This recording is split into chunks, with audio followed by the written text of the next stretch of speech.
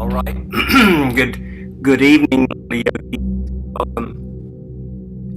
Please come to a seated place. Take a moment. Prepare your support. Tilt the pelvis if necessary.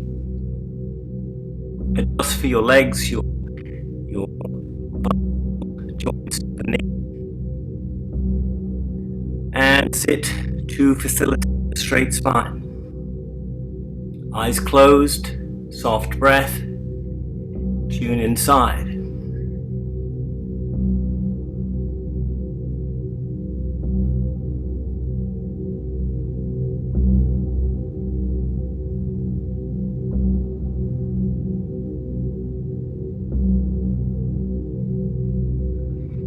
Take the first few moments just to sit and scan the body. Allow the breath to be soft and natural. Soft, natural breath. That means passive inhales, relaxed. Soft, passive exhales.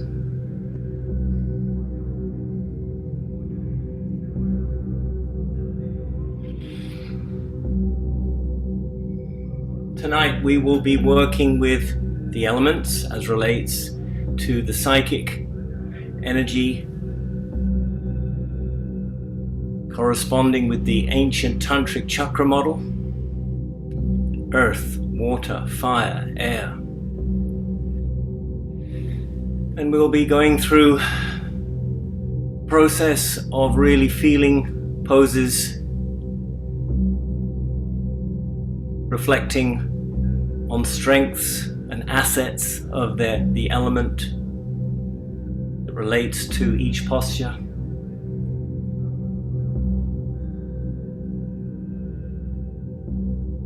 Considering the shadow of when that element gets over-strong, over-fixated, over-relied upon, and the solutions to that position, which can then assist us to even out and even allow other elements to come in that space. So, take the awareness into the heart as the breath is soft, the spine is straight, breath into the heart.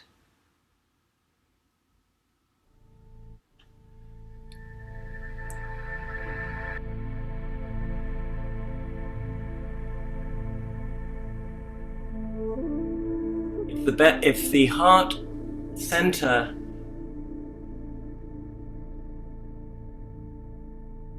brings up anxiety, or you feel anxiety that it's not wanted at this time as you relax, feel free to give yourself permission to anchor into the belly. Each breath, each moment, each experience can be cross-referenced, double-checked, felt if true at the heart of the belly. Heart brings anxiety. Feel free to use the belly as your anchor in this practice this evening. And we will be coming back to the old, or the knowing of the belly, often, just to assess whether each experience, each reflection is true, authentic to us, to our experience, to a sense of our real authenticity. Heart and belly. Is this true? Does this anchor in my embodied experience? These are helpful questions. We can do the altar of the heart and the anchoring in the belly to support and direct.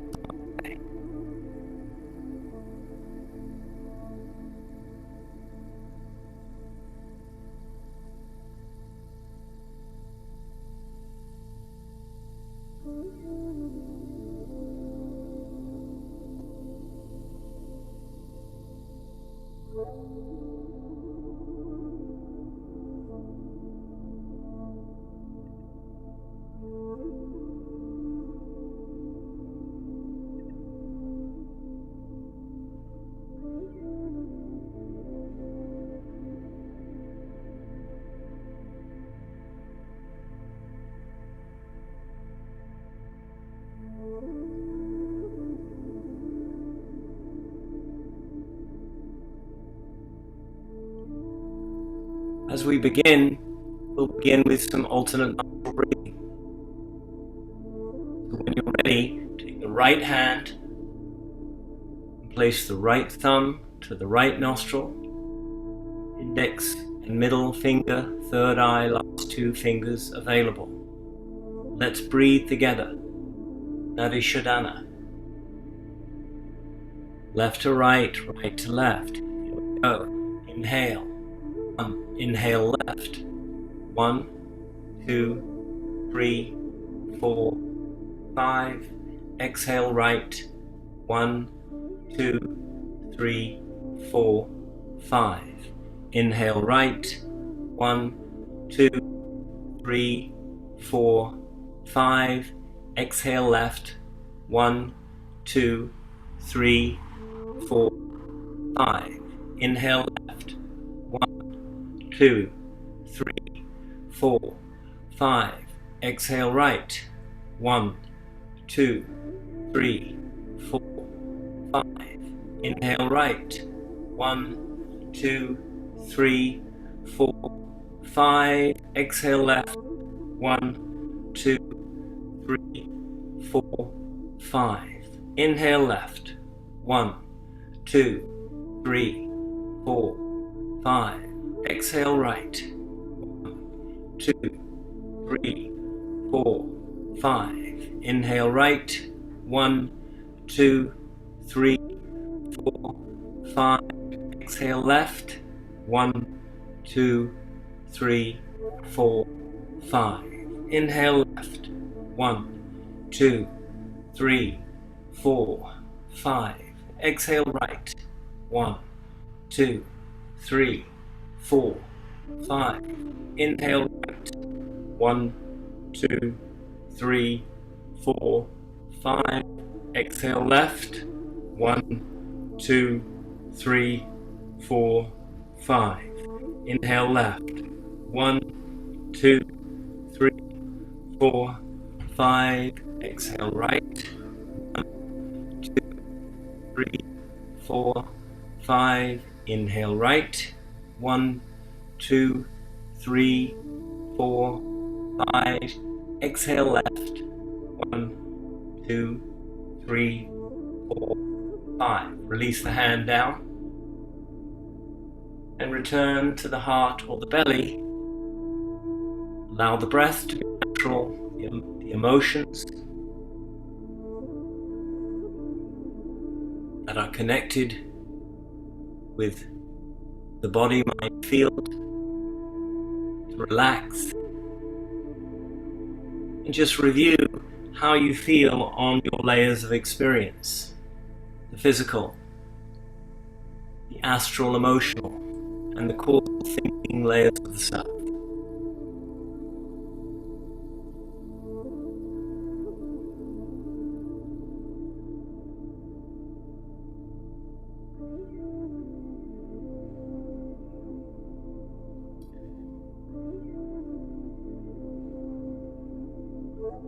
Alright, so straight into waking up our emotions. That's our likes,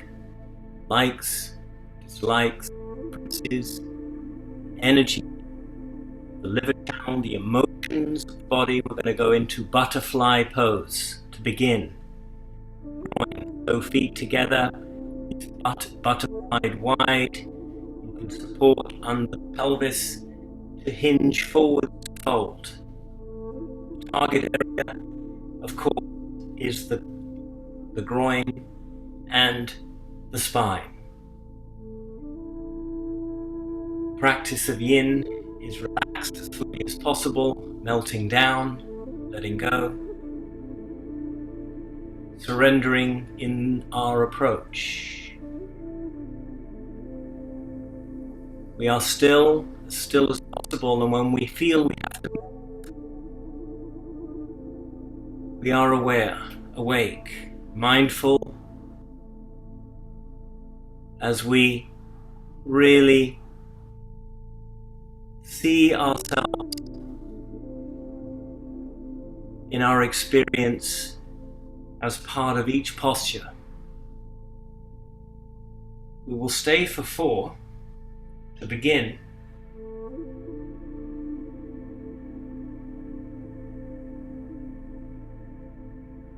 We're already at 60. 4 minutes to begin. Target the groin.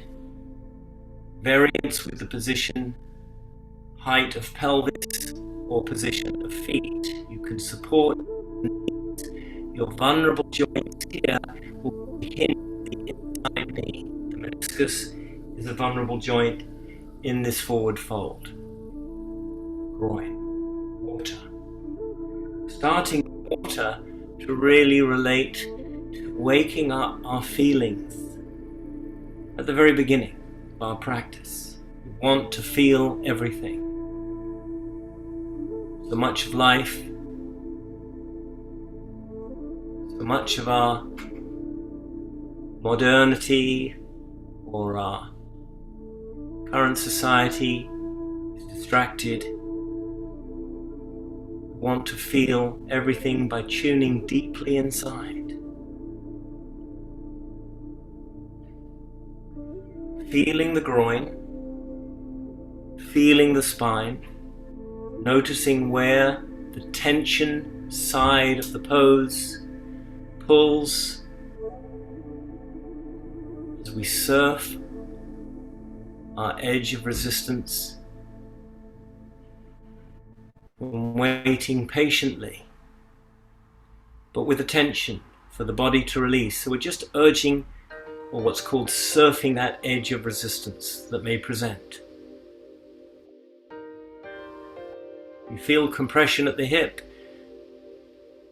a loss of sensation to the groin or the spine. That would be an opportunity to rest.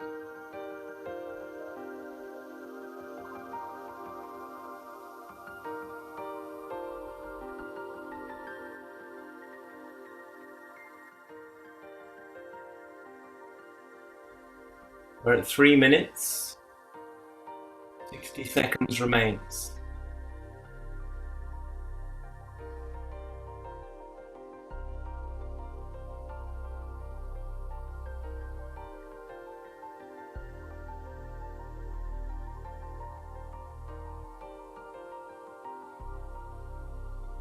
The intention of our practice will be to feel, and I will give you some guidance about the elemental sensations.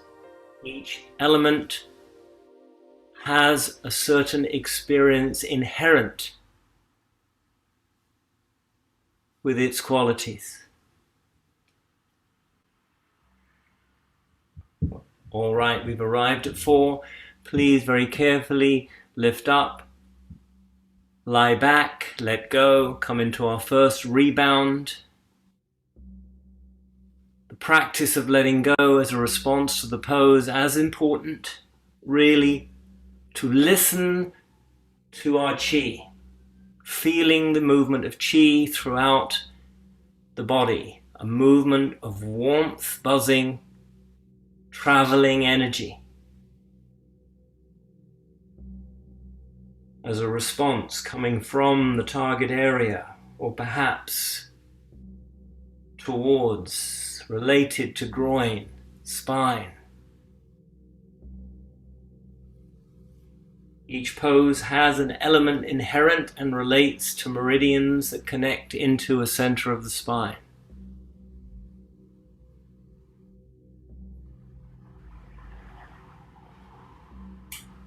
Allow yourself to experience.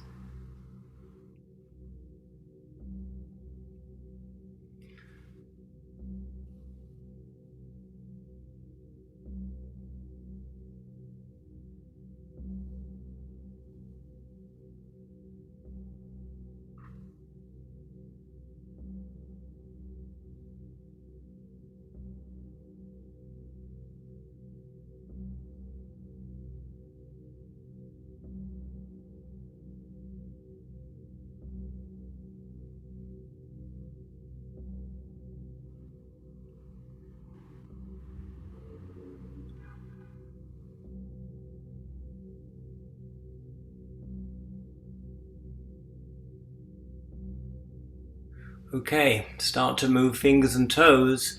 Bring knees in, rock yourself up.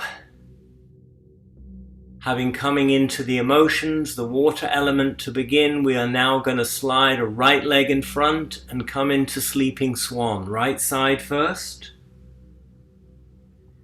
Sleeping Swan, take care to the inner knee.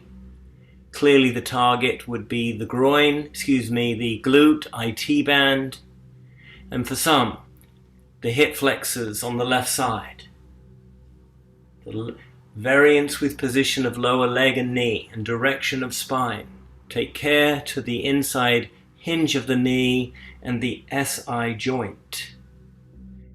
If you feel sharp pinching, stabbing at the back, please adjust, not wanted. The practice should remain safe. Feel the glutes. There's 3 large glutes and the IT band down the flank and the 6 rotators which are deep.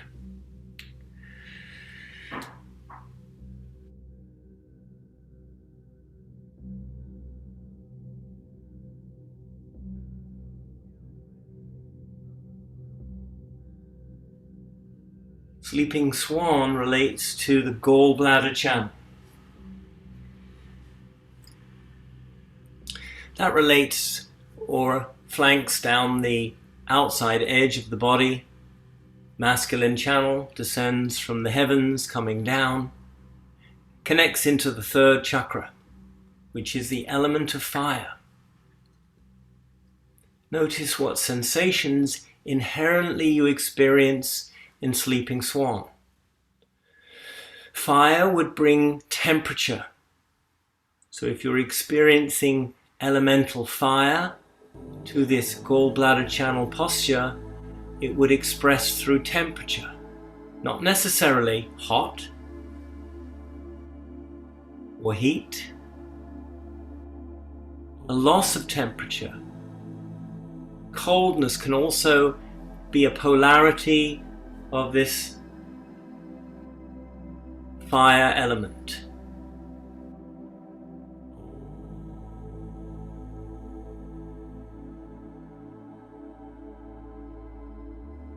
We're looking to consider, reflect, rather than think, feel. And if we want to feel properly, feel the sensations and the target, and then connect to heart or belly to verify. Is this true for me? What comes up?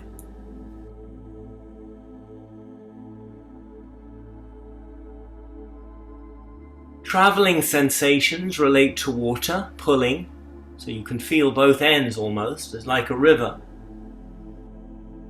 Fizzing,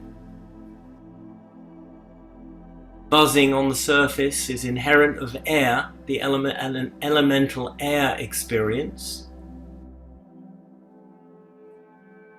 And deep ache, aching joints. Sensations of aching bones deep is, of course, relating to earth. We're staying for 5. We've had 3 minutes.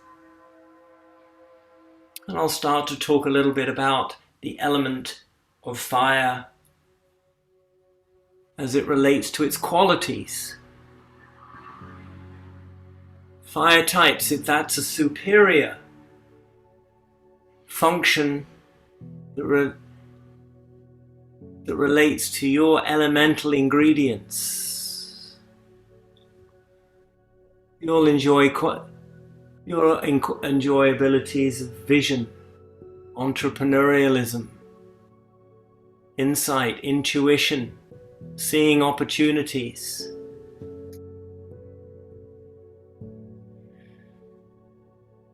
Seeing a sense of magical fiction often comes with this creative nature that fire has.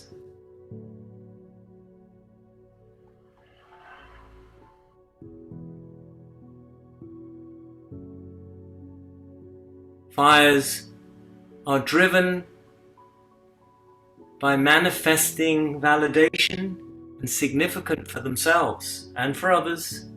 It's all about how can I change and manifest what's in front of me. The past does not exist for fires. It's all about the present and the future. Fires are all about what can I create, what can I build, what can I change, what can I heal. Often fires drawing as well to the healing arts, as well to government, business, finance. These are all domains of fire.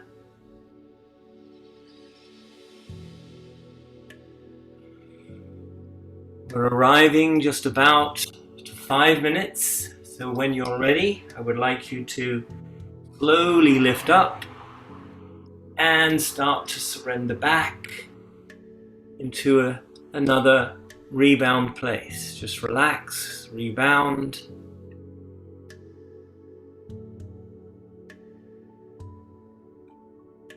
Let go.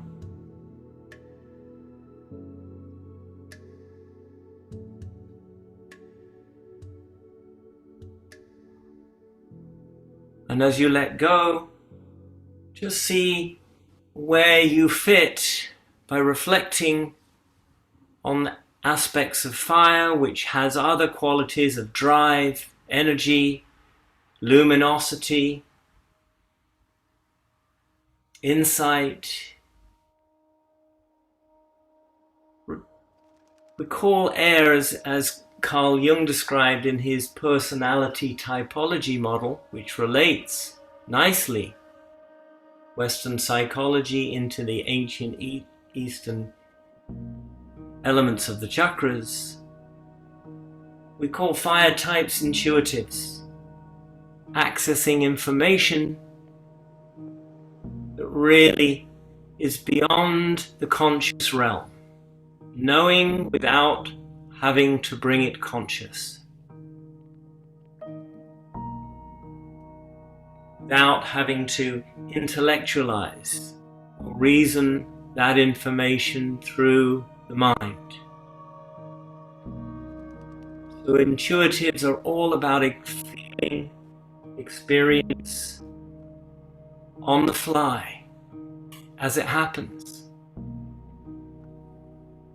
They'll often organically pick a solution to a circumstance, a situation, very often the right one, which is exasperating for other elements who have to really search and reason through and feel or sense information before they can make a choice for a solution.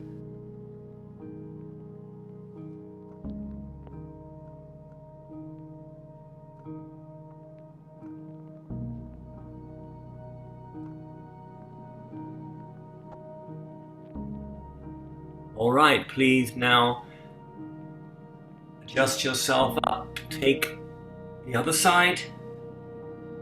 Sleeping Swan.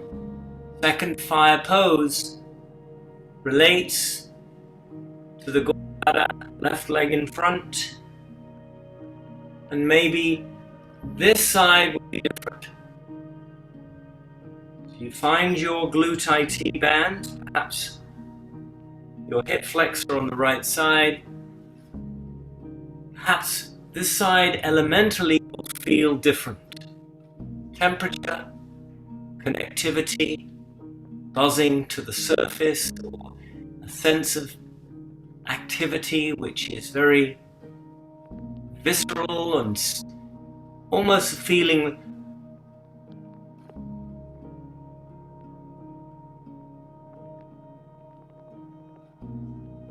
of electricity to the skin. Often is a very air element experience, or very deep,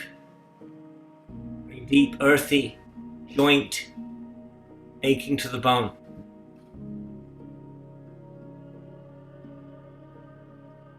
Again, we're here for 5.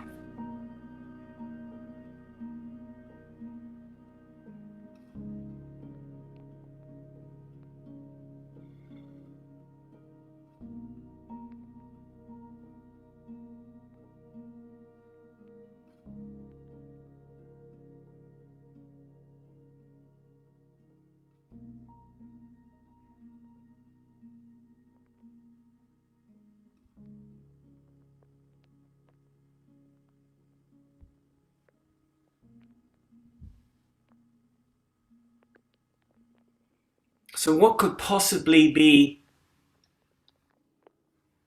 present challenges for fires?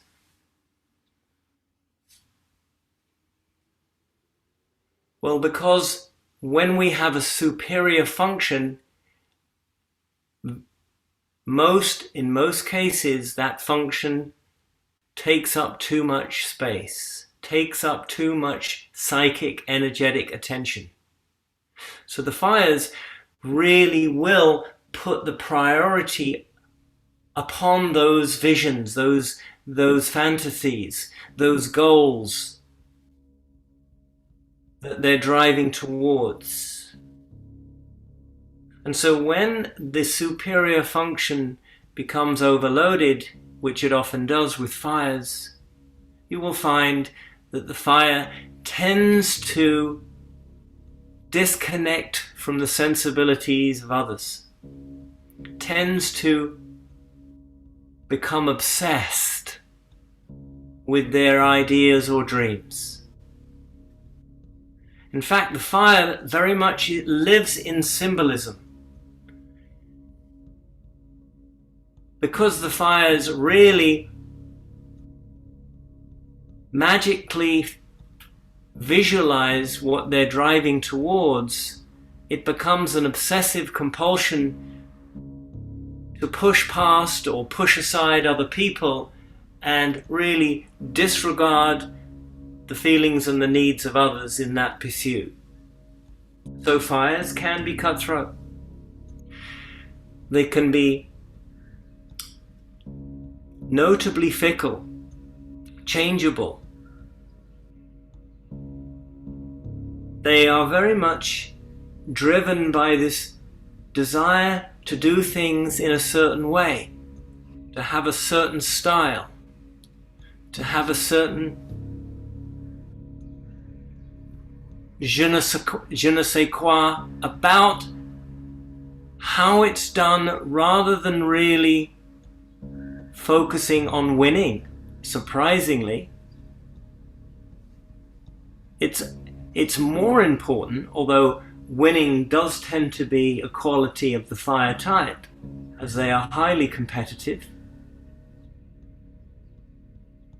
tend to want to dominate and assert control, but they tend to want to do things in a certain way which really kind of conforms to their creative production, which is really, if you interview a fire, you'll find that they've got a strong symbolic representation that's driving them towards what they want to manifest. So how can this really become a shadow, a drawback? Is that they tend to burn bridges with others, they tend to disregard other people's needs, and they tend to be cutthroat in their approach to their goals.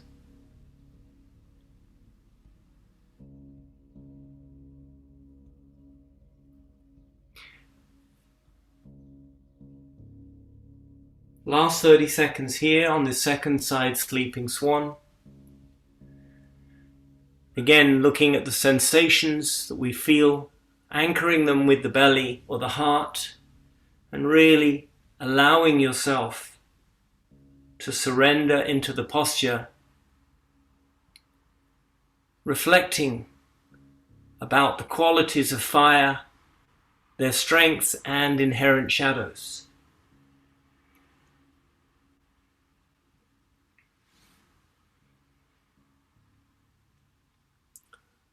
All right, we've arrived at 5. Please now release back. Come on out. Lie back, take a rebound, please. A rebound place, letting go. Tuning more and more sensitively to the movement of qi that's flowing.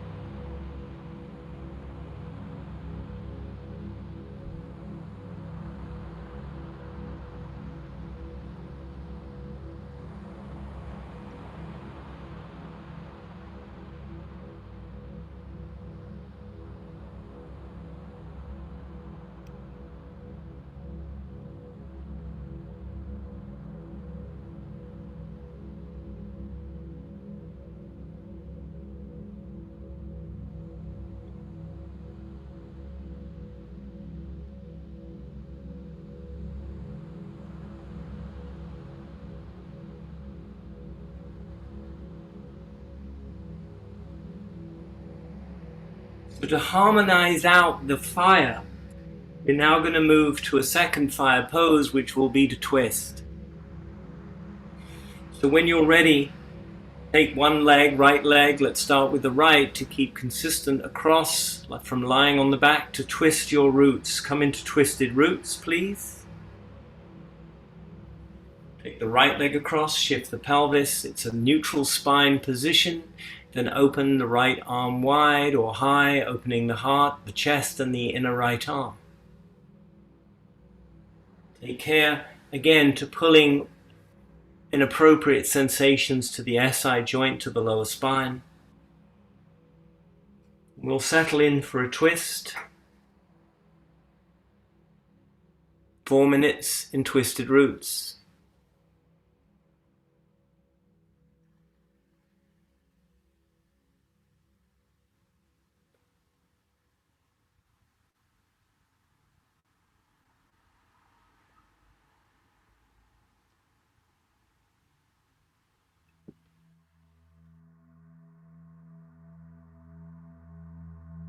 The target is the flanks. You'll feel it in the glutes as well, as we're opening the heart. Variance, many variances with the position of the legs. Please use bolsters as appropriate. And the subtlety of the sensations of the twists, again, reflect their elemental qualities. Deep aching to the joints, earth, fizzing, sensations to the surface is air, connection, traveling. Pulling to the fascia would be water, and temperature. From cold to hot, temperature relates to fire.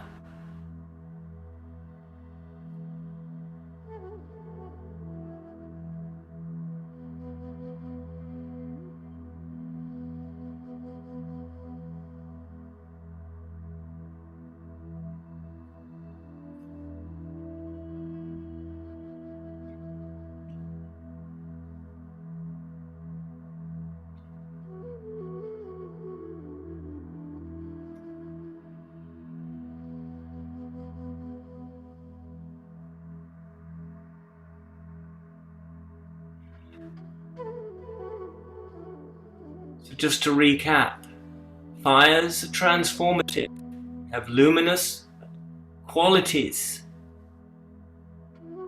They're attractive people, inspirational, dynamic, visionary. They're interested in outward change. Their orientation is, what can I manifest? Interested in significance, goals, leadership. They're adaptable, brave, generous, and groundbreaking. Creative, charismatic. And to categorize these skills, they access information from the unconscious, which is it's like a sixth sense or an unconscious knowing of what to do and when to do it and how best to achieve their goals, which is intuition.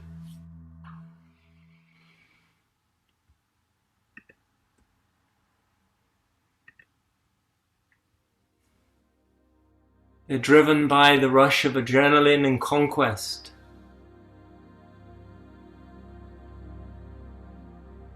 And all this adds up to a sense of really driving towards a certain experience, a certain achievement. And this can be in shadow, can really mean they cross other people's boundaries. And when threatened in terms of their leadership or their vision, they know how to attack. It can be aggressive. This aggression can flip to people-pleasing and back to aggression. There's aspects of ruthlessness. And if you try to stop a fire on a quest, they'll just go around you or try to injure you. They have amazing abilities on knowing exactly where to attack. The weakness of an opponent. They tend to be narcissistic in this.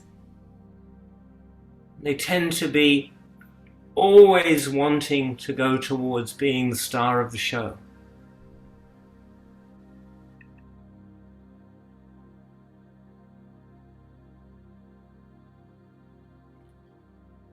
And we've arrived. Please now unwind and come back to rebound place.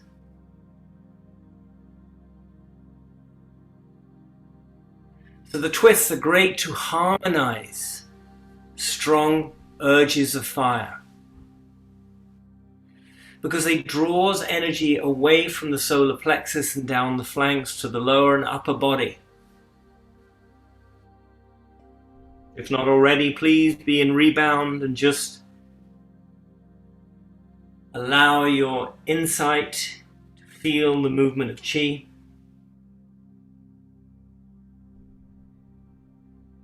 As you fully relax.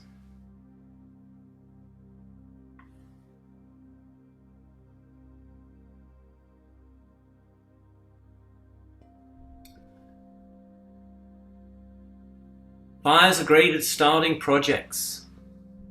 However, they can be very poor finishers, easily becoming bored, not so interested in inner self-knowledge or introspection. Can be superficial in this approach to their objectives. They brush their shadow under the carpet. So what to do with fires? If this isn't a superior function, then you'll notice that there will always be a sense of wanting to try and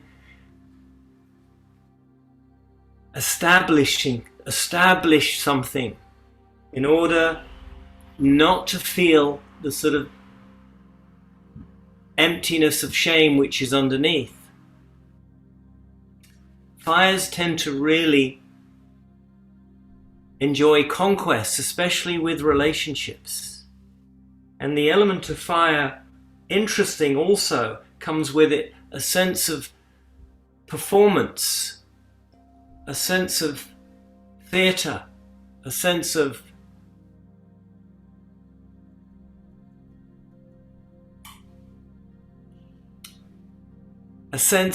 really acting out a fantasy when it comes to their sex lives as well.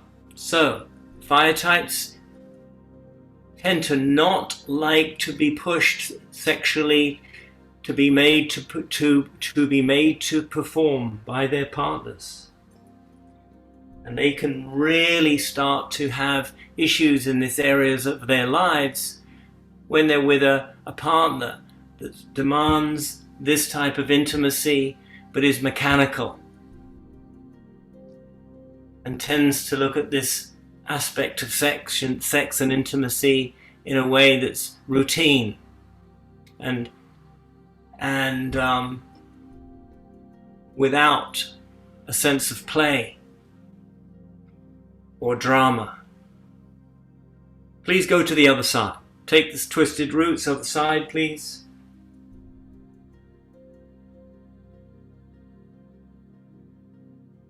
We'll take 4 minutes. The other side.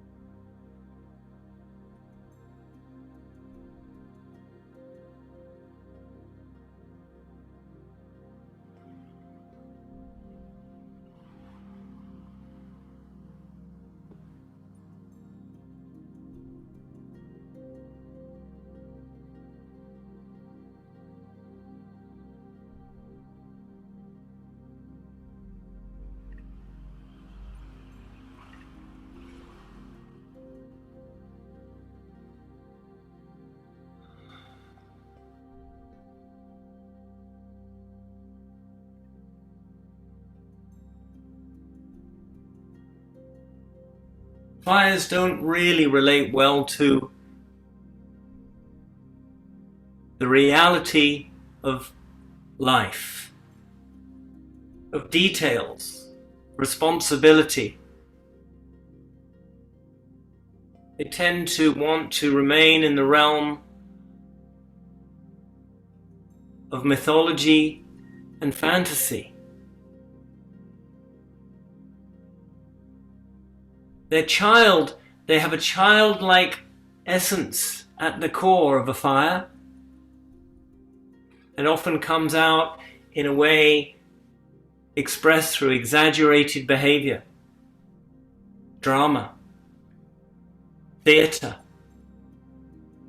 Often fires tend to glaze over and check out or even cut bait and move to another scenario with a partner or a situation when things become too closely related to real life, reality. They're drawn to earth types because of that grounded routine, which can be a great asset, but it has inherent issues in terms of the way things are done and the emphasis that's put on the vision as opposed to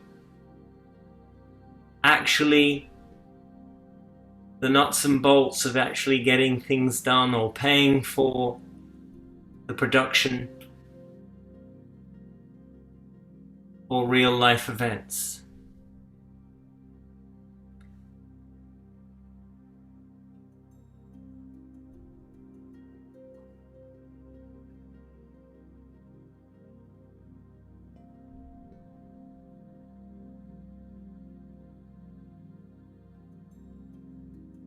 Last 60 seconds. Second side twist, twisted roots. Again, always anchor in the somatic experience.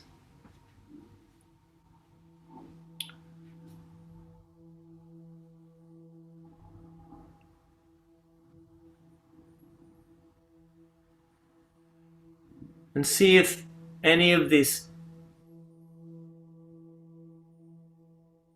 information really lands with you, relates to you. Often it's very difficult for us to decide what actually our strengths and weaknesses are, because often that which we decide that we are comes from a self-concept.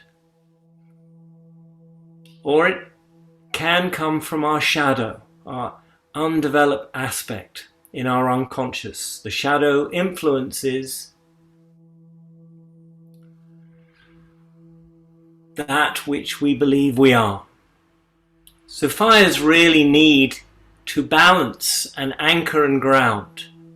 They need to have boundaries, which is a challenge, and they need to really moderate their identification with all that they feel that they need to do for themselves.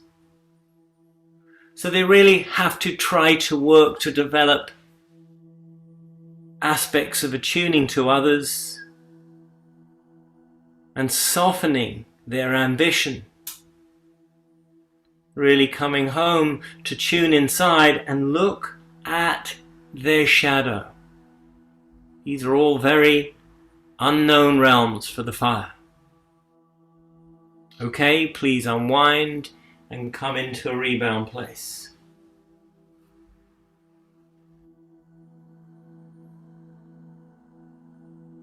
Rebounding.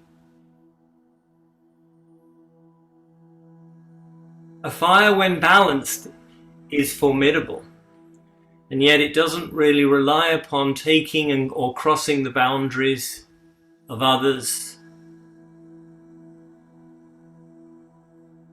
Their sense of fantasy is then anchored, and they become much more clear with reality, as opposed to trying to resist the world that they live within. Often fires feel like the world's against them. This is when they're out of balance. When a fire's in balance and working and softening out the edges, a fire really works well within the world. But this is more of an advanced practice for a fire and takes time.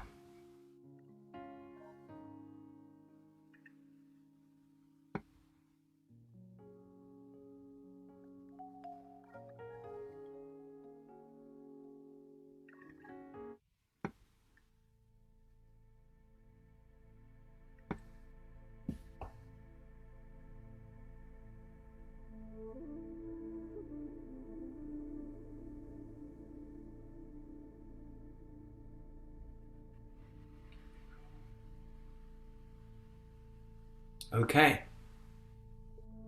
let's move to the element of water. So bring the knees in, rock yourself up. Please come into a strong water. We started with a strong fire with sleeping swan, which is body weight over the joint, which is pretty strong activation of the gallbladder. We'll go into a strong water. Please take frog pose, knees wide, split the legs, supporting on the elbows, or place a bolster under the chest. Split the legs wide to find the groin again. We've started with the groin, but now we're going into the groin to really work the 5 adductors of the groin in frog pose. Dropping in.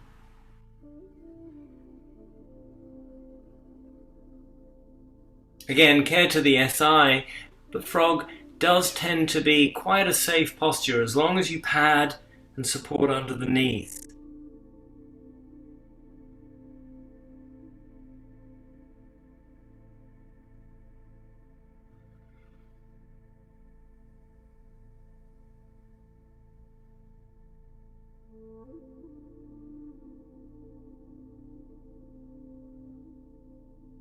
We'll stay for 5 minutes in frog. This is an adequate time to really sink in deep into the tissue.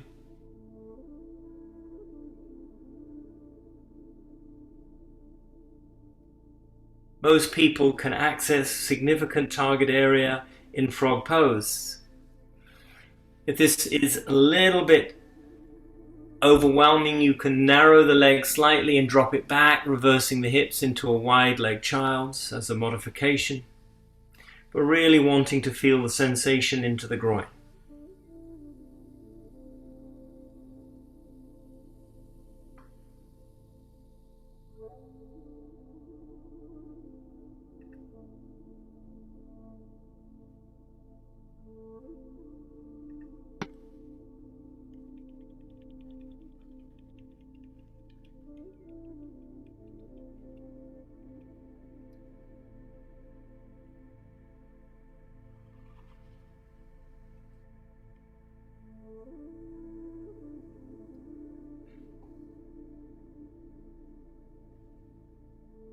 Alright, so the water types.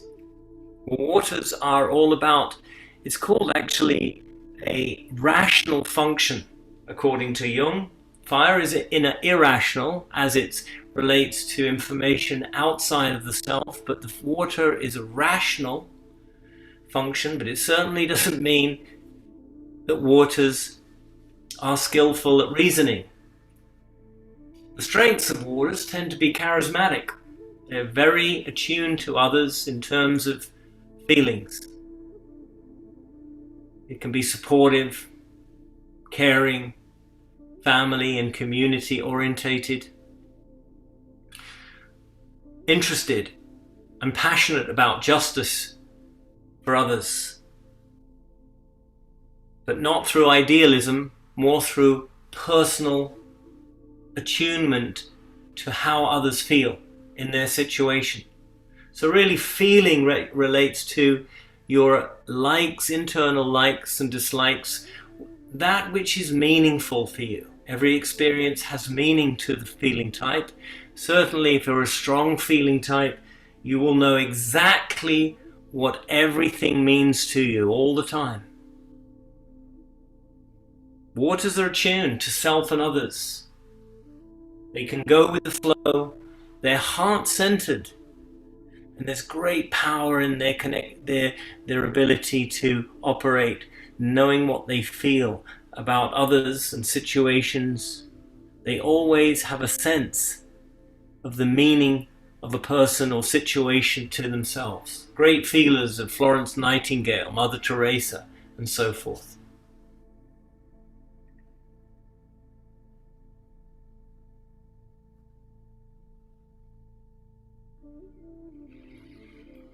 So often in life we lose our ability to feel, to know how a certain situation or experience relates to that which is meaningful to us.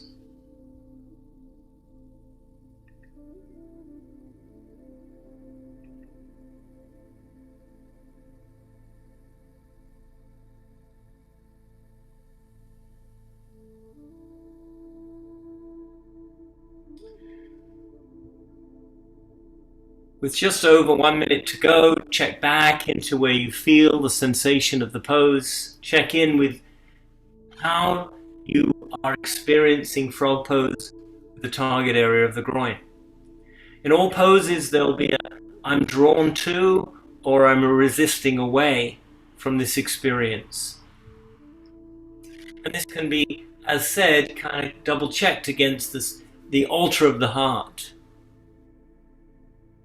The reality of that which suits me, deep to the belly.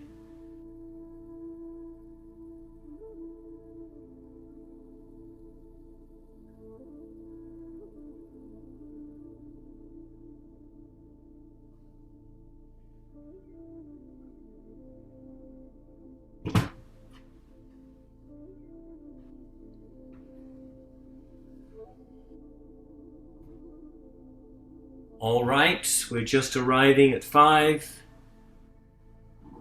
So when you're ready, start to slowly, and we often feel very fragile coming out of frog pose, so just allow yourself that fragility to slowly lift up, come back and take a rebound place, either onto the belly or lying on the back. Welcome to the water of the groin.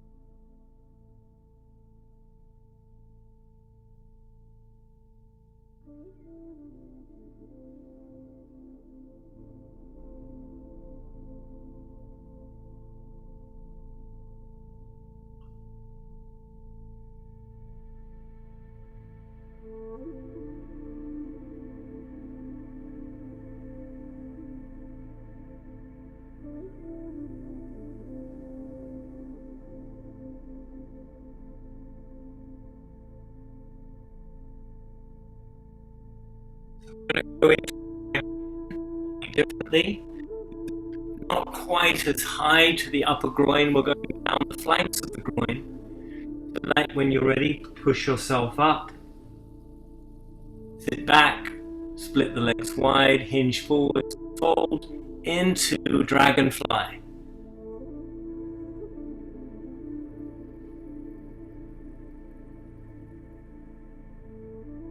Often people don't quite split the legs or they feel a pulling at the backs of the knees, which can be vulnerable. Hinge forwards, find the groin.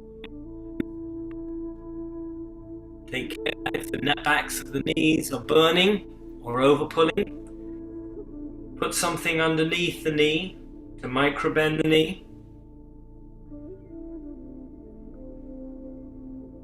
Protect the attachments of the inner hamstrings, the long adductors of longus and gracilis.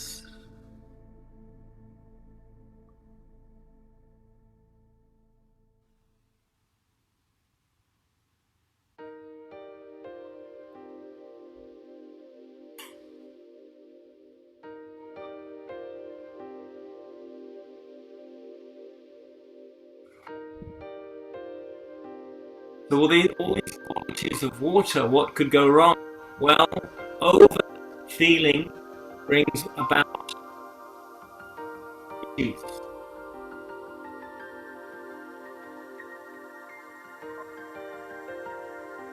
When you're too identified into your feeling self,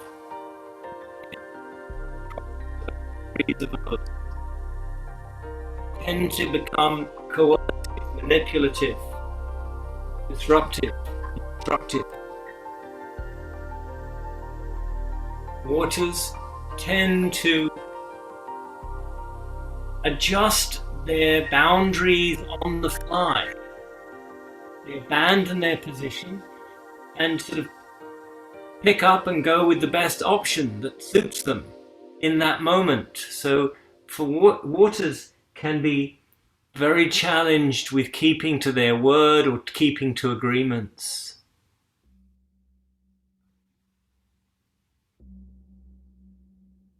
There's a sort of inner knowing or a connection with a very primordial connection with the shadow of human nature that waters have. And so they feel very comfortable with shadow aspects. But what that means is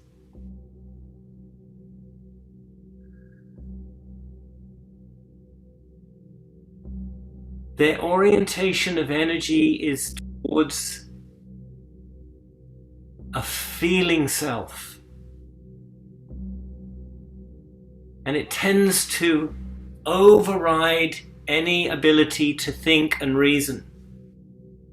In fact, the inferior function of waters is air, thinking. And when waters get over-orientated with feeling, They become over-attached to their emotions, often rewrite the narrative within those emotions and cross other people's boundaries. It can be very codependent. Because they're consumed with their emotions, when their emotions become disappointed or sad, they can then move to becoming depressive, low in energy, very, very negative, really sort of ensconced in the victim or the martyr complex. And this leads to being in denial, justification, an over-fixation on a convenient story or a narrative, and they can get very stuck in their emotions. They can become cold-hearted and ruthless, slightly different to the fire, but ruthless when it comes to serving that which they're passionate about in terms of their feelings. And often they leave relationships in a different way than fire, which is symbolic, but because they feel disconnected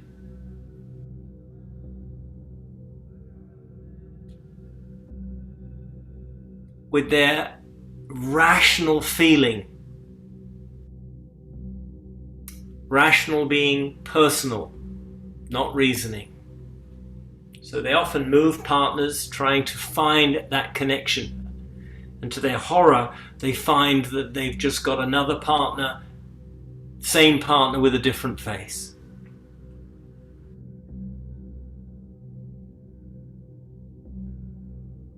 All right, we're approaching 5. So when you're ready, please rise up and release out of dragonfly back to a rebound place.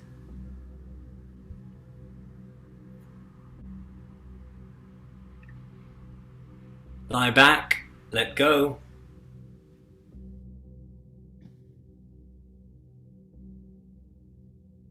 Melt down. Tune inside once more.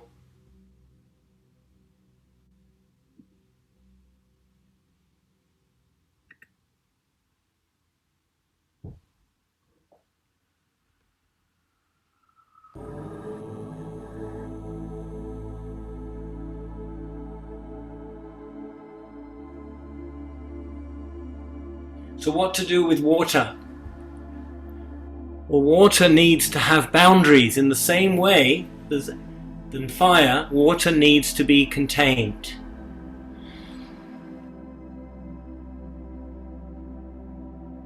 And it's the work of really discovering the nature of the feeling and what that actually is relating to in their unconscious. This helps balance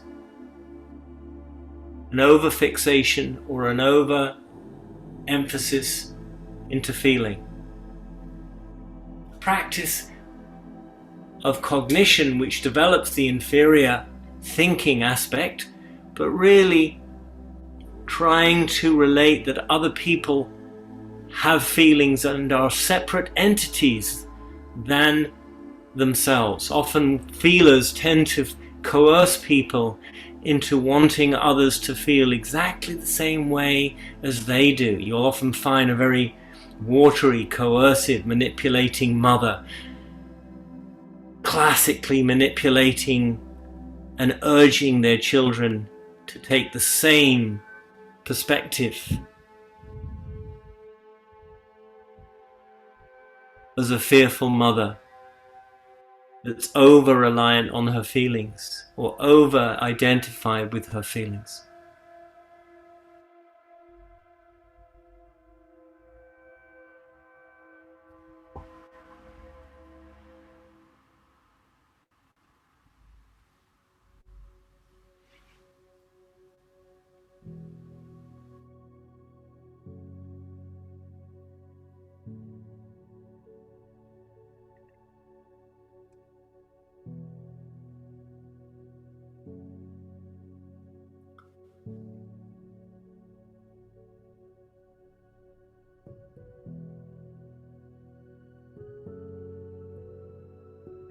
From here, we're going to flip over onto our bellies, and we'll ask you to take the right arm out wide, come on side body into what we call open angel.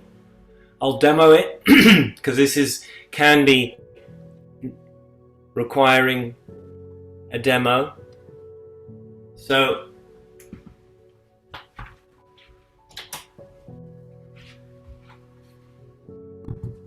take the right arm out, come onto the shoulder, move the pelvis forwards, kick a lower leg underneath, butterfly an upper leg, put something under the head, and open into the chest and the inner arm. The target area is the inner arm and the chest. Take care to the humeral head. We're coming into open angel, which is now moving to the heart, relating to the element of air.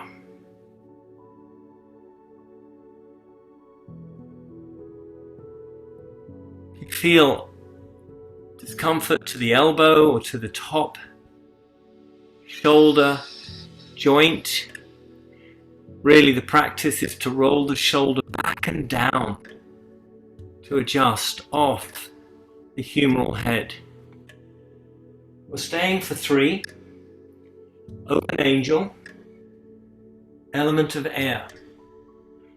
Come back into relating what sensationally is your elemental experience. What presents? Do you feel deep aches to the bone, to the joint, to the scapula, and where the clavicle, scapula, and humeral head connect?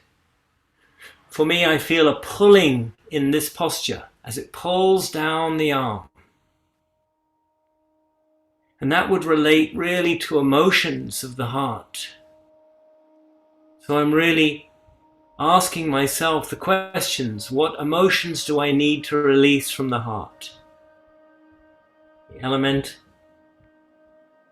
archetypally to the heart is element air. And when trapped emotions gather at the altar of the heart,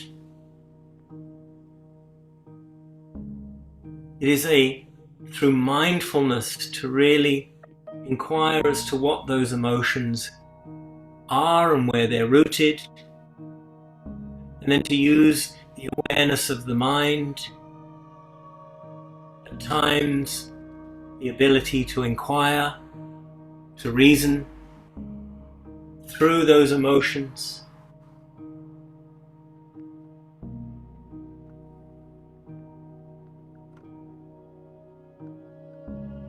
Yoga, Chitta, Vritti, Nirodha.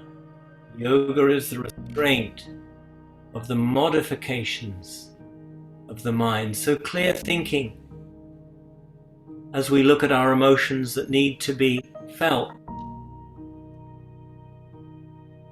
connected to,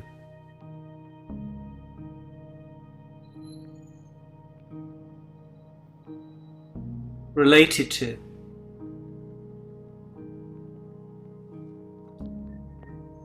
Emotions are inherent with thinking, albeit at the opposite ends of our internal experience. What does that mean? It means if we use an emphasis of thinking, we can't feel. We use too much identification to a feeling, our ability to think is compromised.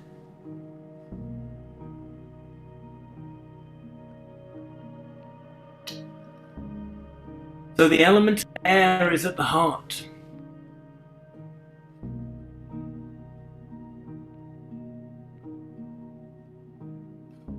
All right, when you're ready, I want you to just either put your hands under your head and pause as you come out.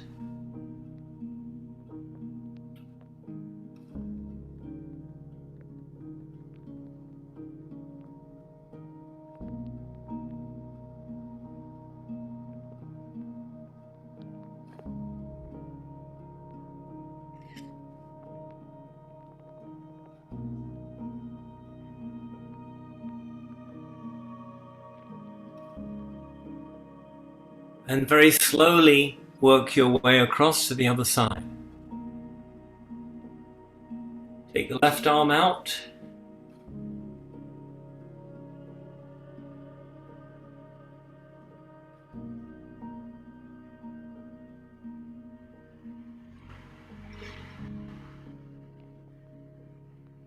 Adjust the pelvis, kick the lower leg forwards and butterfly up the upper leg.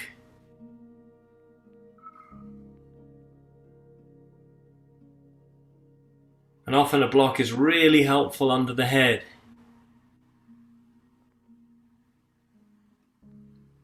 Come into the inner arm meridians of the lung, the pericardium, and the heart channel as it pulls open through the muscles, the muscle groups of the pecs, front delts,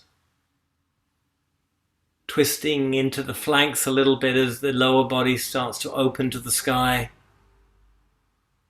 This is all part of this elemental air pose, open angel.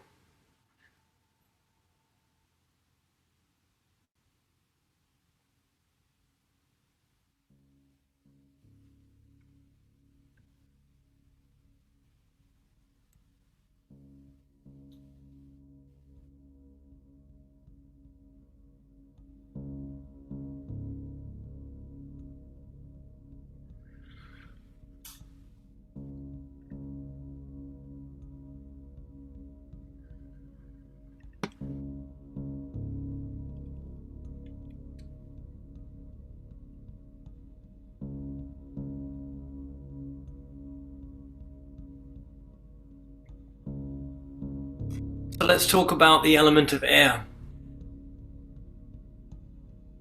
Air people are big picture. They've got the bird's eye view, deep perspective in terms of seeing the big picture.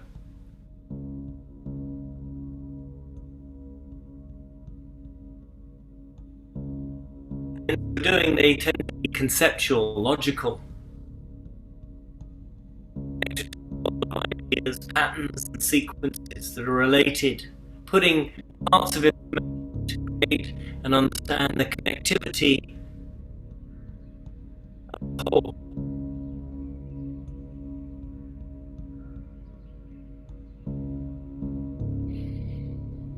Tend to be rational, logical, an ability to differentiate between this and that. Comparative, working within, they like to work within a framework, a map of info. They like maps. Their energy is high in the heart and the throat and towards in the mind. And so they're drawn like a moth to the flame towards the feeling, the expression in life that comes through feeling, creativity, art, beauty. They're drawn to the drama of love, and though they don't understand their feelings, so it's almost like lambs to the slaughter in love, because they're not connected inherently with their feelings, which is the opposite.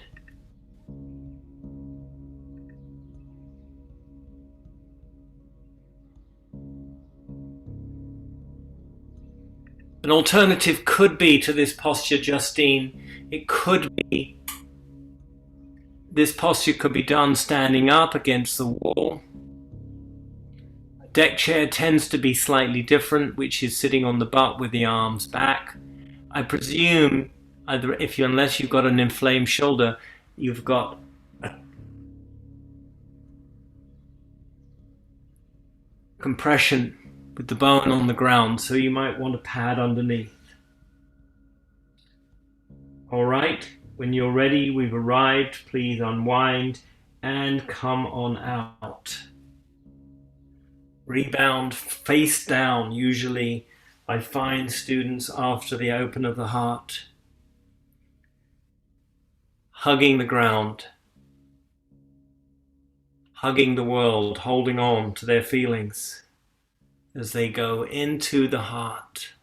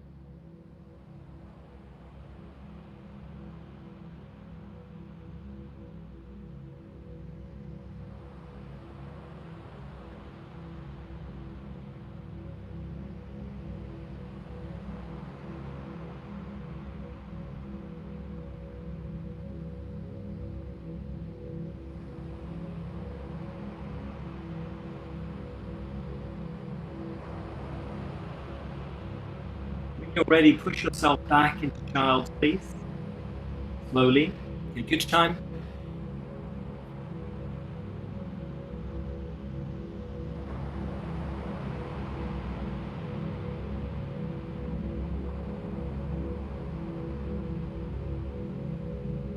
And from here, I'd like you to lift up on four points.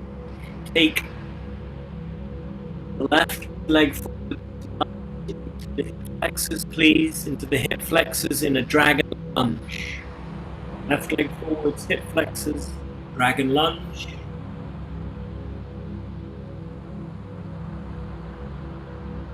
Either leg, we're going from one to the other.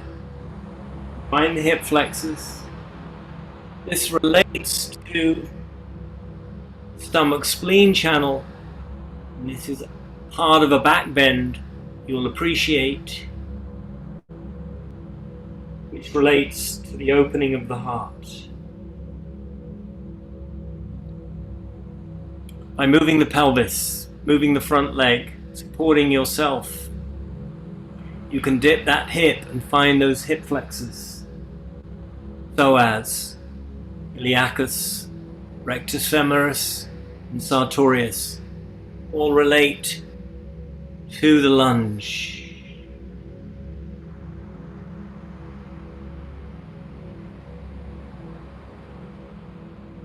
A little harder to really melt when we're up on our arms or elbows. I appreciate that. We'll stay for 3.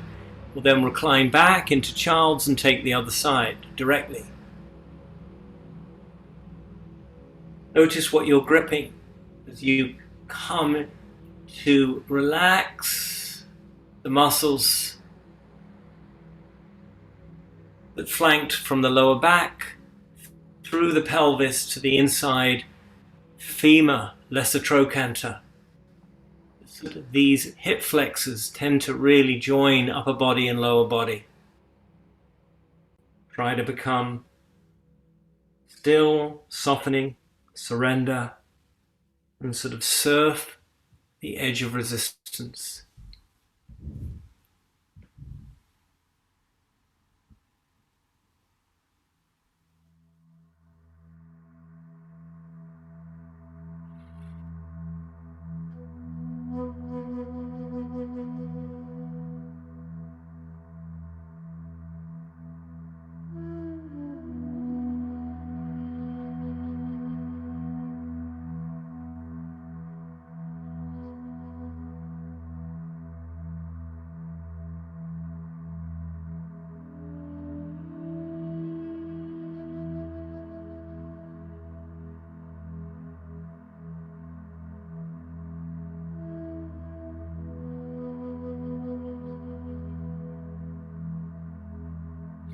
I've had 2 minutes, there's 1 minute remaining.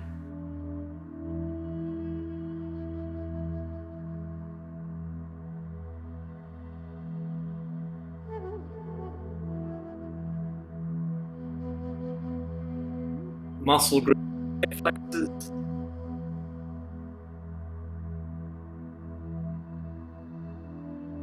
Connects us into the heart and the solar plexus.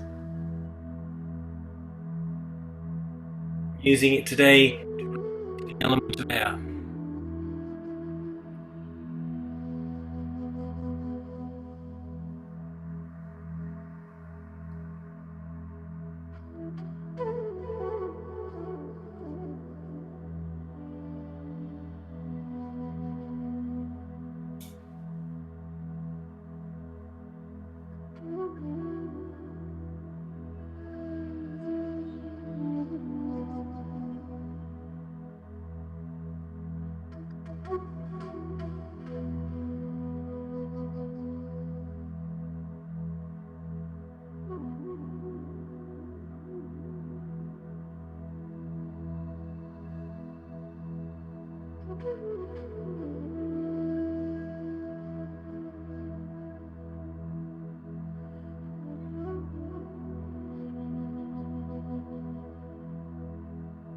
All right, when you're ready, ease back slowly into Child's.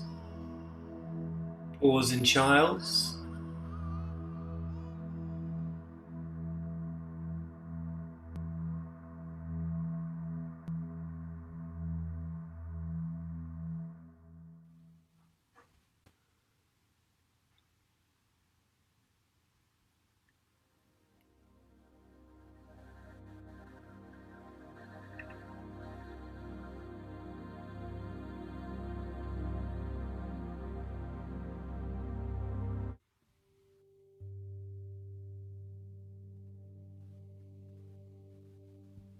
And then when you're ready, take the other leg forwards to come into the hip flexors on the other side.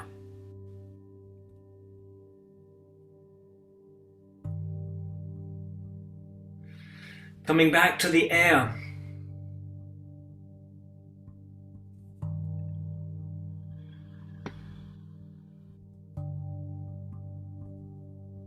The challenges of the air people, really, their energy is all in their heads. They tend to be full of ideas that they cannot actually manifest.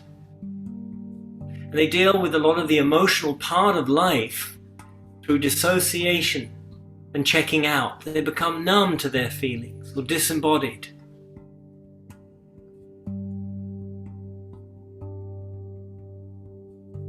They're a long way from the earthy, practical qualities of material things, so they tend to be not effective when it comes to the day-to-day management of life. They're not very practical people. I had a very airy father that, bless him, he couldn't change, he couldn't change a electrical plug. So, he was full of ideas, let me tell you, but he couldn't change the plug on the lamp. So, the air types tend to be very abstract in the way they view or relate to their world. And as that energy is up high, they can't feel their emotions.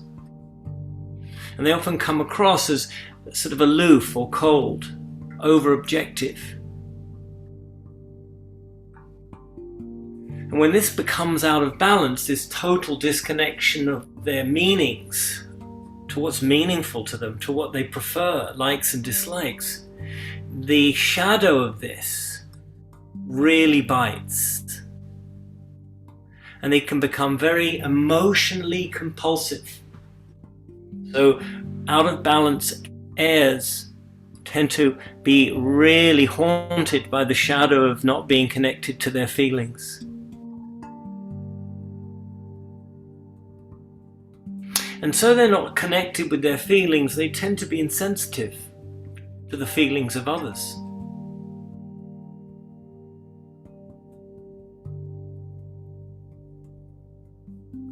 They tend to sort of abstract or intellectualize feelings. Talk about theory. Darling, you're being over emotional. That's a classic air type talking and relating, as he really air types tend to be very frightened of feelings. They tend to want to lock them away.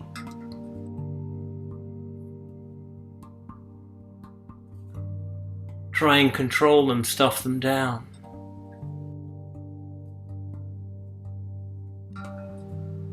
Last 30 seconds here. Again, anchor yourself in your body. Try to listen to the heart or the belly as you relate to the elemental expression that your body gives you in each scenario, in each posture. Earthy aching, traveling water. Surface tingling of air, and temperature being fire.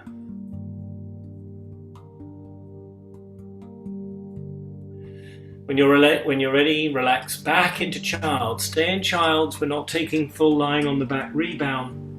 We're going to move into the last element shortly, which will be, of course, ending our practice with earth, the ground of earth.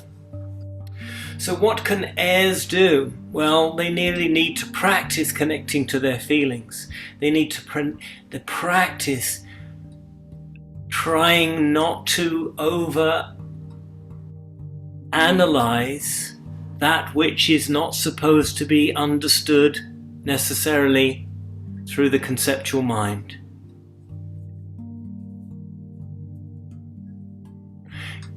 Airs really suffer with relationships, really do that, and they make lousy choices in relationships because they don't really understand their feelings and the feelings of others. So they really have to get embodied, get back into their body, back into the meaning that each person or scenario has in a very personal way for themselves, and then practice attuning to the feelings of others. And you often you can see an air type try and fake an attunement to the feelings of others. They sort of try to pretend that they're, they like children, or they like that they like children, or that they like the drool of the pets all over them. You can see it a mile off. They can't really relate to the warmth and energy that comes from connected emotions. Okay, from here, let's push yourself up into a down dog, arms forwards. We're going to stand for a moment. Don't get too excited. We're going into down dog. And then just take a moment in down dog to find the back body, the backs of the legs. Well, this is one yang moment for you. Vinyasa yogis, yang heads out there, don't get too excited. There's not going to be handstands right now. We're just going to engage, find the back body, the calves, the hamstrings, and the spine.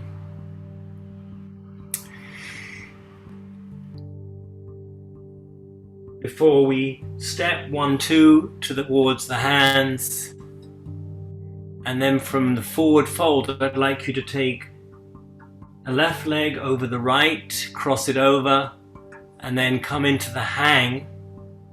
Sabrina, where are you going? Stand up, girl. Take the left over the right.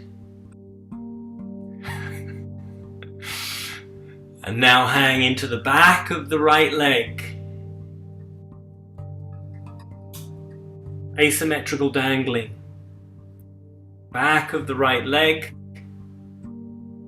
If this is an issue for you, if it's too strong, you can bring the legs equal level, but then you're going to be 6 minutes into the dangling. If you want an alternative, you can do it seated.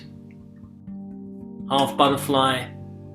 If you want something slightly stronger, thread a leg over the other leg seated into half shoelace. We're staying for 3.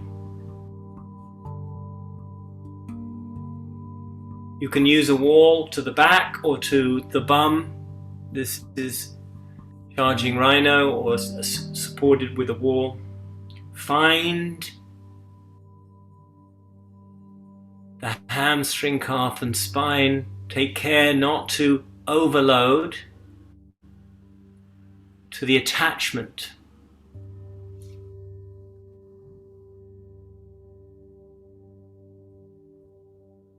Or the attachments to the back of the knee, or the attachments that connect to the pelvis at the top of the hamstring.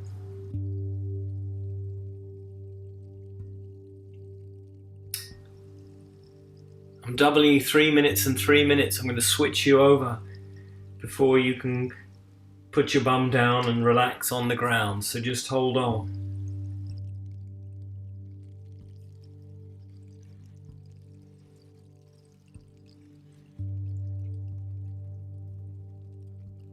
So heirs really need to find their feelings, to come out of their heads, to embody, to practice aspects of water, to balance feelings with mind, and to really withdraw from the overemphasis of either being blocked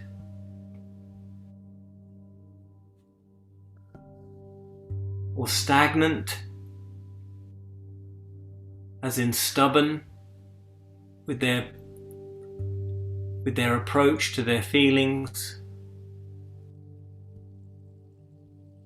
or disconnected or over-intellectualizing. Classic overemphasis on air is over-intellectualization.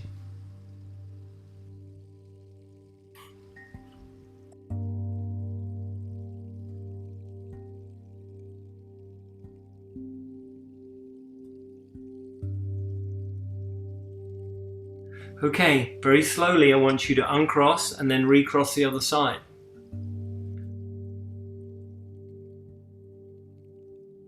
And now come into the other leg, the hamstring, the calf, the spine as you fold. We'll take 3 minutes here.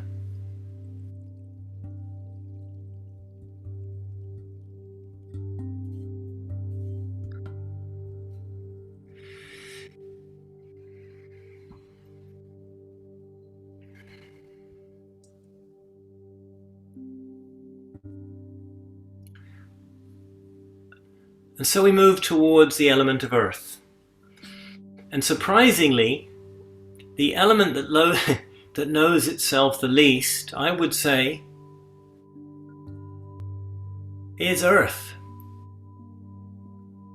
Because it's known as an irrational function, very much connected to the world and its objects.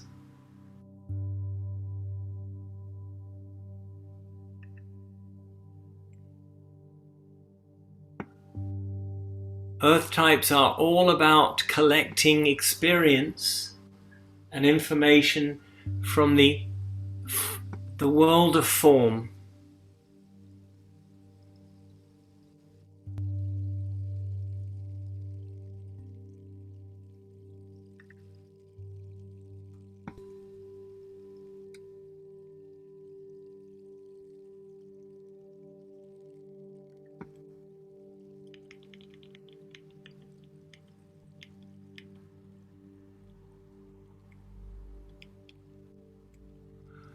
But before we go there, or before we go to the challenges of overemphasis of earth, let's look at some of the qualities.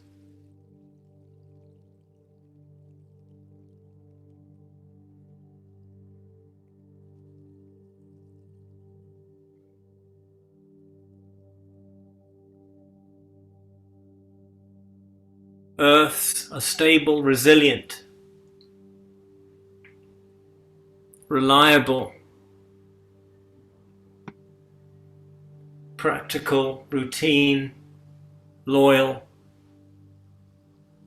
They very much learn through experience of how they relate to their world through their senses, the five senses. That is what makes the world real to earth types, relating and experiencing through the five senses. Then they believe it.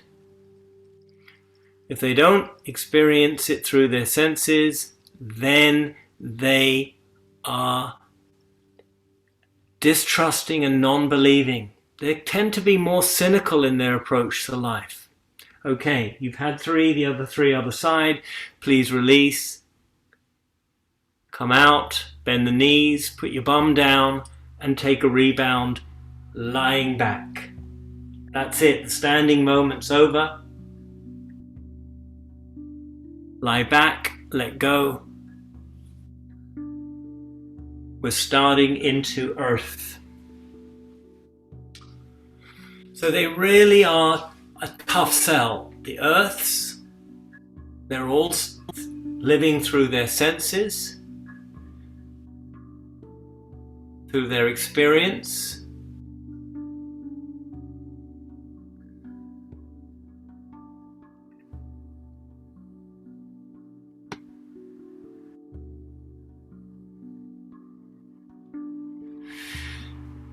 They relate very much to the world of objects and see themselves as inspired and then later as trapped by such phenomena. They get trapped in the mundane of life, which leads to them feeling empty.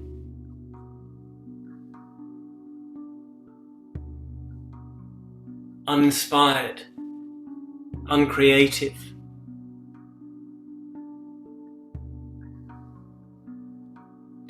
Because they're so loyal and so routine, relationships are stable with the earth from their side. They tend to be the element that cheats the least in relationships. They stay with the partner and as long as there's a heartbeat to the partner, that's good enough for an earth. If they've got a pulse, I'll take it, the earth type says. Sex at 7 p.m. on Sunday, I'll take it, that's it. That's all the excitement for the earth. Can you imagine how they drive fire types mad? Fire types want fantasy and hanging from the rafters. There is trouble.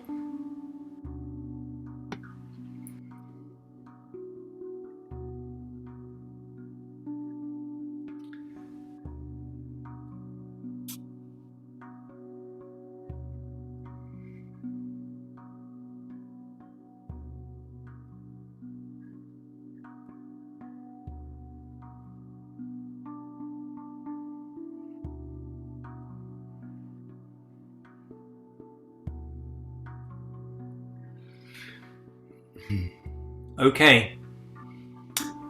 Bring the knees in, rock yourself up, take half shoelace, that's the leg threaded across, left leg across right, half shoelace or half butterfly. Or if you want to take a caterpillar, I will give you an opportunity to take caterpillar. If you take caterpillar, you're going to hold for 6. If you take an asymmetrical half butterfly, half shoelace, I'll time cue you halfway. So rock yourself up, load up. We're coming into one side hamstring or both sides forward folding in caterpillar.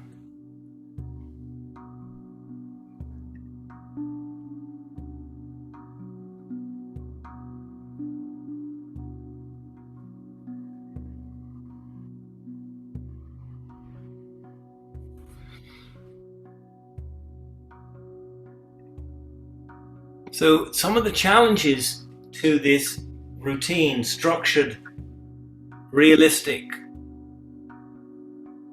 empirical approach to life is that they tend to have issues with adaptation, spontaneity, passion.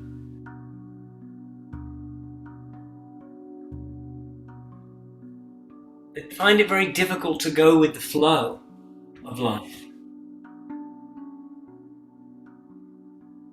or to let go, be a child, have fun. And often you'll find that earth types have had to develop through being parentified, what we call in psychology, parentified as a child, taking on adult responsibilities as a child too soon, becoming a parent. And so they've got this sort of parentified approach, and they really thirst for this freedom from responsibility, and yet they cannot let go of the reins, always needing to have a planned, scheduled, secure, structured, insured approach to life. Security comes first. They've got savings and insurance policies.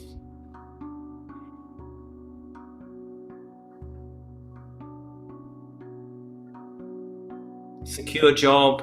Most of the people who do process-driven jobs are earth types, working in factories, working as in terms of lower management, are earth types.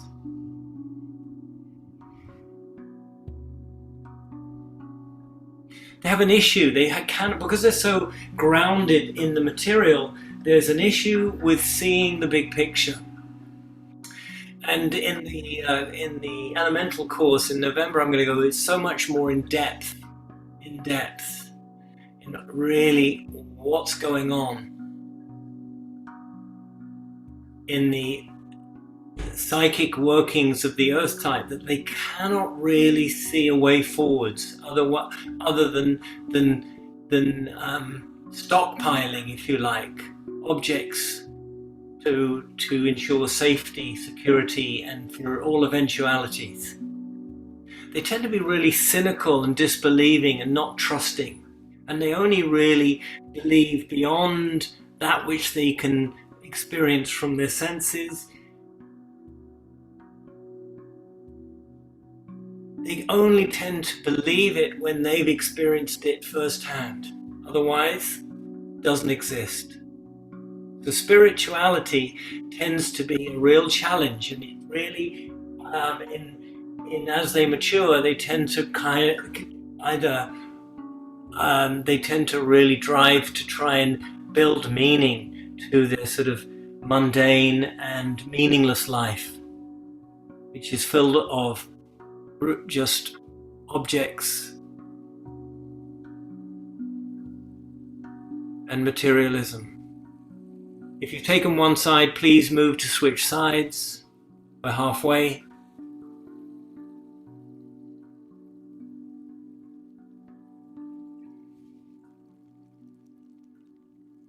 So earths are really drawn to fire types, just like waters are drawn to air, or airs are drawn to waters. Earths are drawn to fire. Because fire is luminous, creative, has energy. This is all the shadow or the undeveloped aspects of earth. And we're not just a recipe of 4 elements, but we are made up of orientation, attitudinal orientation, which means aspects of extroversion and introversion.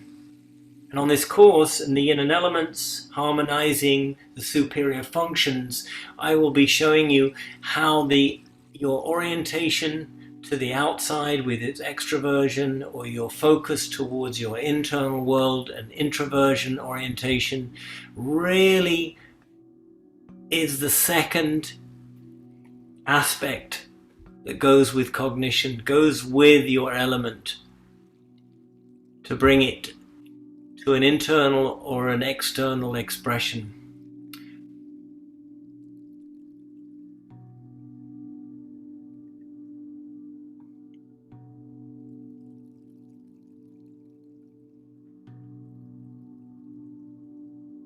We'll be really getting into really understanding what our primary function is. Often this is very much misdiagnosed. We often think we are one function or one element, and we're actually not. It's our shadow that's influencing this perspective.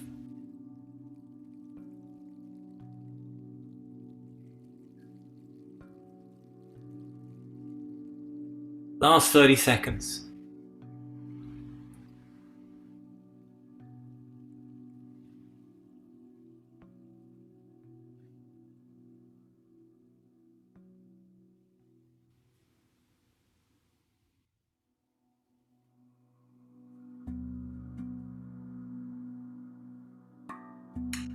Okay, unwind, lie back please. One pose to go.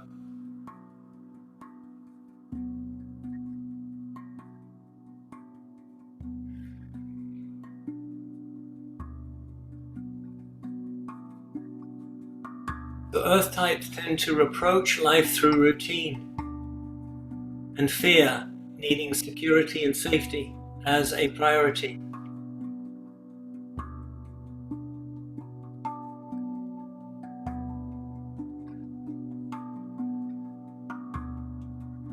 And this can really play out with consequences in their relationships.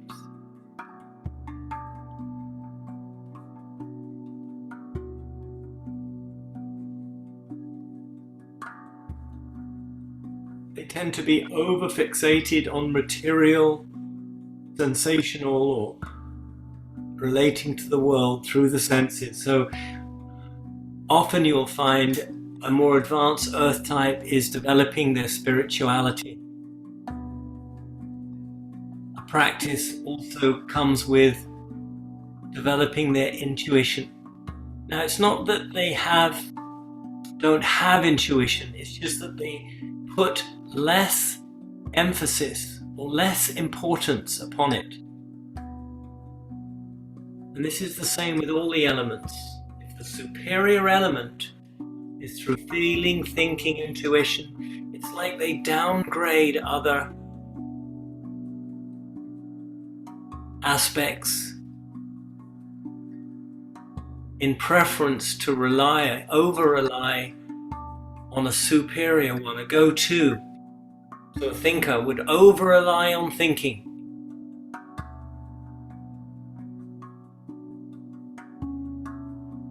An intuitive would over-rely on the symbolism of their unconscious visions, their fantasies. So they put less importance on the qualities and strengths of the other functions, of the other elements. This tends to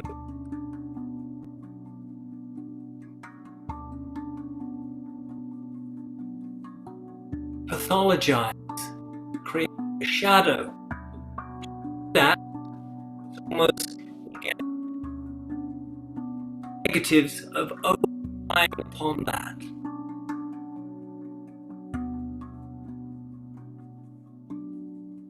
Last pose. Let's take snail pose or another forward fold if snail is not your thing, not to be on the neck. Snail, I like to really ground. Big legs up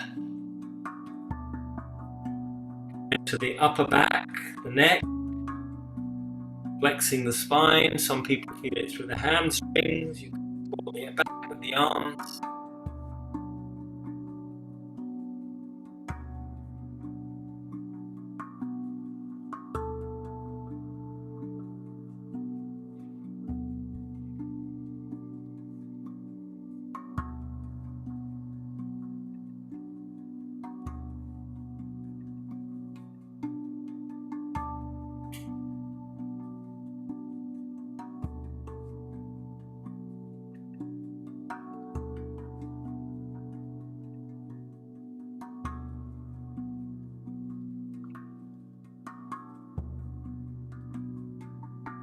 Our last pose being snail or another forward fold.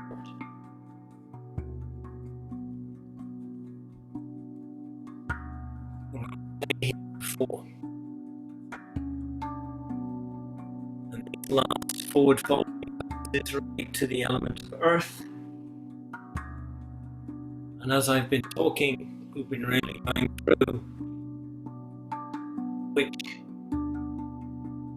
can cause challenges by being over-fixated with the world. One of the benefits of really submersing yourself in this model is that you start to really be able to anticipate and experience others that are just archetypally behaving according to a superior orientation element. So when you do relate to an earth type, it's of no surprise that they seem very materialistic and distrusting and cynical about that which is beyond the senses. And if you know that that's really how they are unconsciously orientating themselves, then you can do things with that attention. That relates to managing yourself as part of the in connection with an earth type. But if you have an undeveloped earth, you can develop your ground types, can develop their inferior ground. Or fire types can work to put attention to practices and emphasis through the senses, through organization, through structure, healthy structure. It all is a development of that which they find very remote. So we get very much in depth with this. Like I said on Instagram, this is probably the most practical model of the chakras. So it's very cognitive in terms of understanding the qualities of the elements as they relate to the centers of the mind.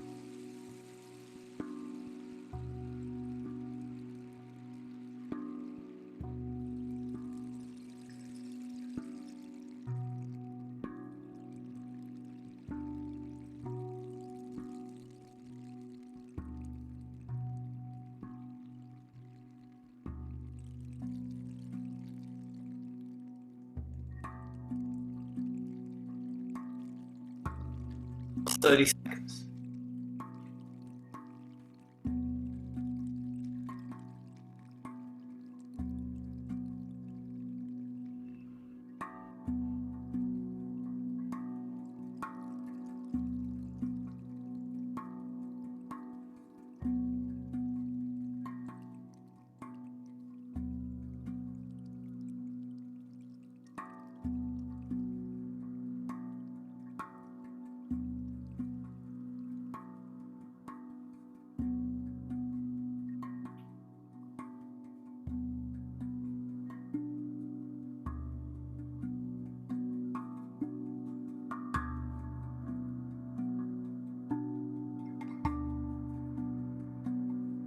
Okay, come on out, please. Lie back.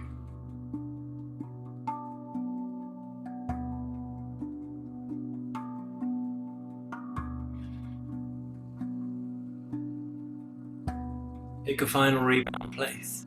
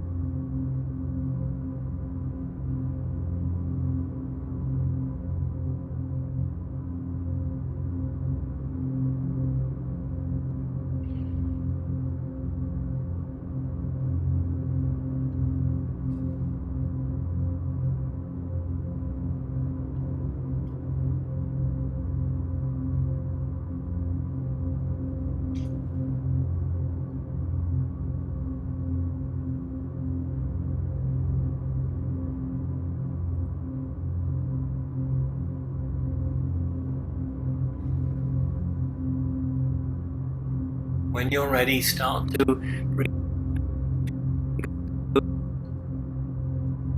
to take some deeper breaths.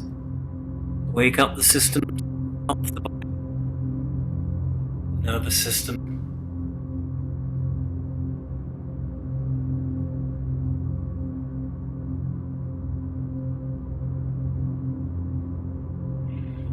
In your own time, move slow, calm, gentle to self, ease to one side.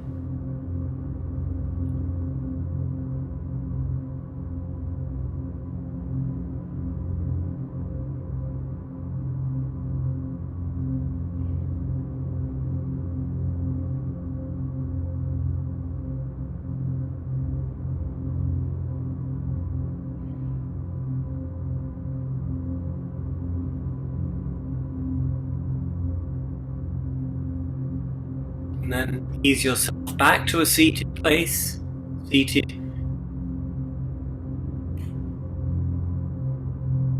meditative place. Close the eyes, situate yourself, elevate the pelvis to facilitate a straight spine. Come back to the heart of the belly. Allow the breath to be soft and reflect that which is true, that which really reaches out to you in terms of this model, the elements, learning to unfixate, to open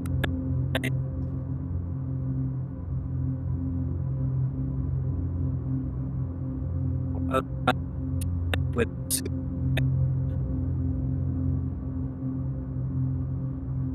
and withdraw back from the urge or temptation to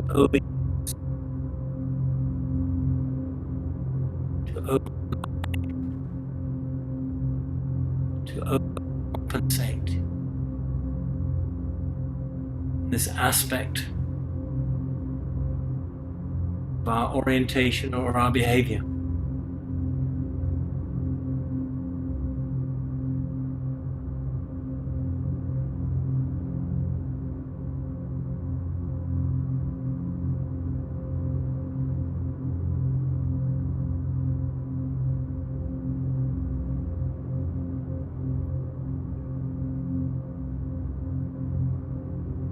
When you're ready, bring the prayer to the heart.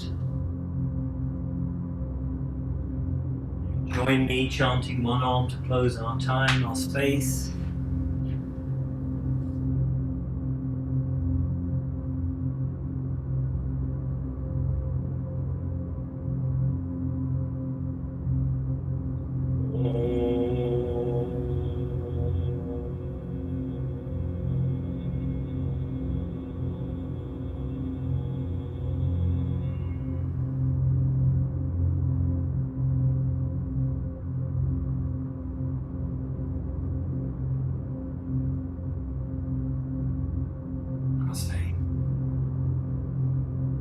Thanks very much, guys.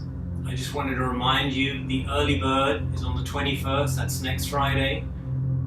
The early bird is over next Friday for the Yin and Elements Part 1, which is coming in November. And also tomorrow, we're going to have a full podcast on Insta Live. We're going to go through all the philosophy and discussion of the elemental model and really go in a little bit more in depth as to how it sets itself up. I'll be talking about introversion and extroversion, shadow, superior and inferior elements. So tomorrow, 7 o'clock, that's on Insta Live. Join us live for that discussion. I'll be taking questions. I'm going to ask personal questions and questions of psychology and philosophy then. So I really appreciate you joining me tonight, and I hope to see you guys all very soon. Thank you for your time and your attention. See you very soon.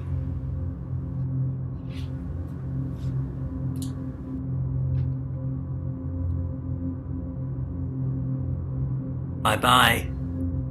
I turn this off now.